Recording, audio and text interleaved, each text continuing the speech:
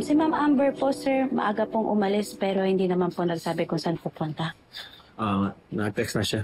Papunta na ako sa office. Papunta pa lang po. Pero kanina pa po siya umalis.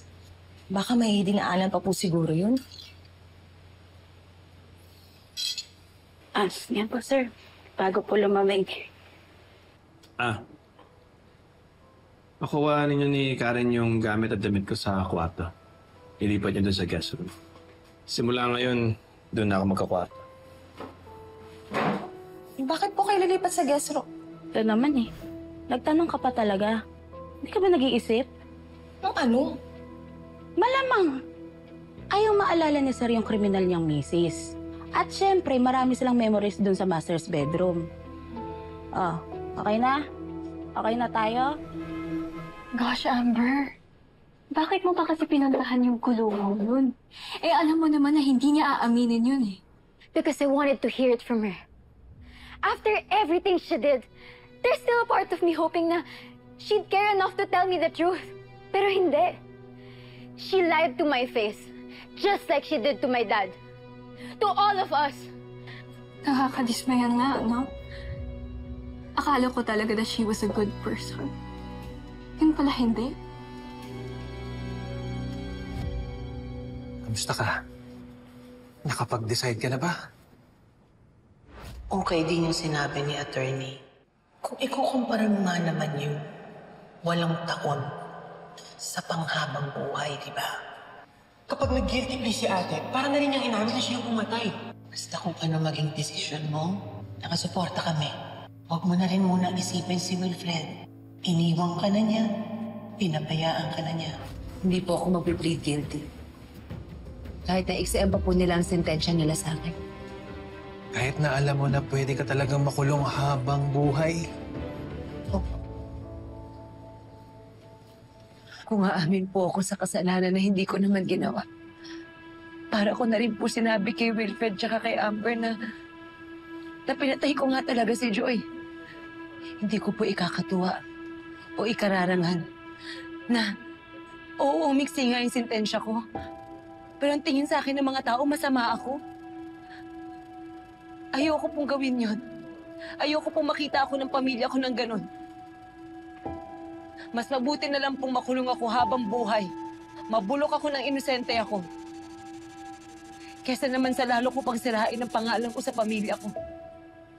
But then again, we don't have enough evidence na ma-prove na inosente ka.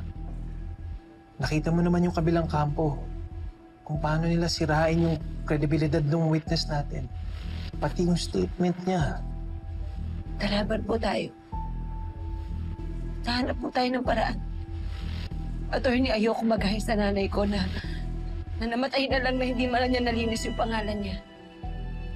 Ayokong tumatak sa anak ko, kay Wilfred at kay Amber, na criminal ako. Kaya gagawin ko pong lahat. Kahit humiling ako ng milagro, ilalaban ko po talaga yung kaso ko hanggang dulo. So, hindi daw kinagat ni Lorena yung offer ng lawyer na mag-plead guilty siya. All because she believes that she's innocent. Eh, paano nga kung totoong inosente siya? Don't be fooled, Gian. That woman's delusional. Kaya nga pati sarili niya niloloko niya. Alam mo, dapat si mga ilusyonadang gaya ni Lorena, pinatatahimik eh. What if ipalasod ko na lang siya para mamatay na? What do you think? Seryoso ba? You're actually thinking of killing a person? Oh, Gian.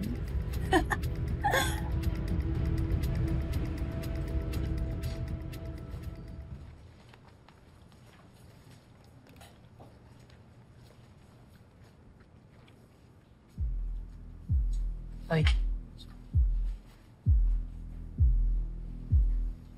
Hello? Ayoko ng gulo. Teka muna, Lorena. Carolina. Alam mo, dapat masanay ka na sa gulo. Lalo na pag nasintensahan ka na. Mabubulok ka na dito. Habang buhay mo na kaming makikita at makakasama. Kaya nga nilalaban ko yung kaso ko hanggang dulo eh. Dahil ayoko magtagal dito kasama mo. Tapang? Ang tapang naman. May pinagmamalaki ka na ba, ha? Alam mo, tama na nga. Hindi kita papatulan. Ayoko mabartulina ng dahil sa'yo. Alam mo ikaw? Ha? Ito nga rito. Yung bunganga mo na yan, ha? Matabil eh. Ito! Ayan! Sige! Anuhin mo! Masarap yan!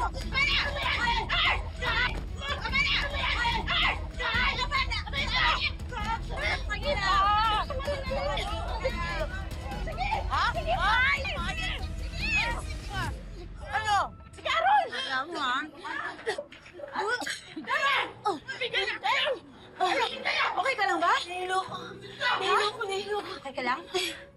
Hindi ka naman nilalagnat na. Pero, nilalamig ka.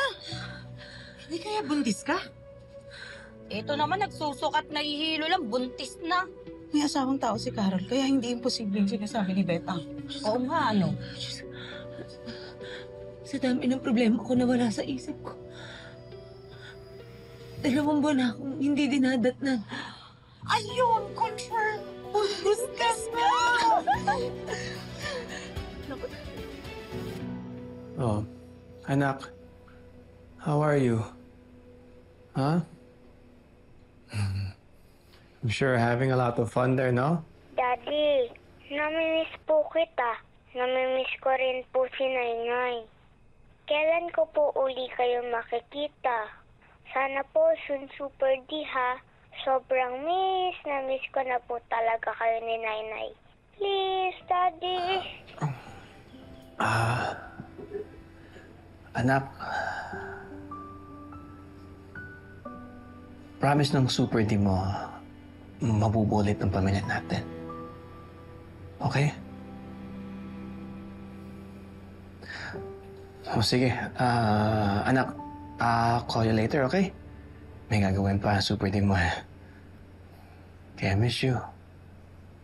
I love you. Bye.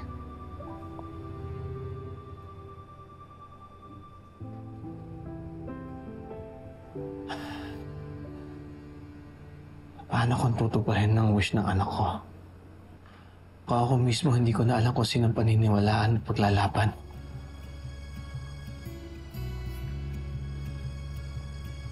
Tama ang kuto mo, Carol. Positive. Buntis ka nga.